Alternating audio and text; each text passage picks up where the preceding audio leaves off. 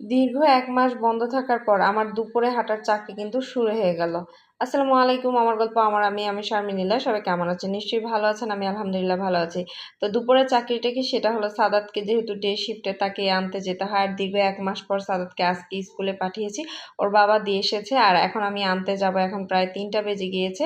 আর আমি এখন যাচ্ছি যেহেতু কোটা আন্দোলনের কারণে বিভিন্ন আন্দোলনের কারণে স্কুল বন্ধ ছিল।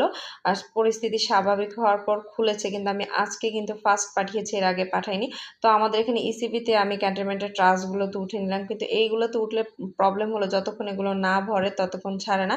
তো আমি দেখতেছিলাম যে ছোট লেগুনা আসে কিনা, কারণ লেগুনাতে খুব দ্রুত যাওয়া যায়। তো বসে থাকতে থাকতে দেখলাম একটা লেগুনা চলে এসেছে আর আমি তোড়জোড় করে কিন্তু গাড়ি থেকে নেমে গেলাম, কারণ এই লেগুনাতে ওঠার পর মাত্র 10 মিনিটে কিন্তু আমি স্কুলে যেতে পারবো। আর যদি ট্রাস্টে ওঠা হয় দেখা যাচ্ছে কি 40 থেকে 45 মিনিট লাগে শুধু স্কুলে যেতে।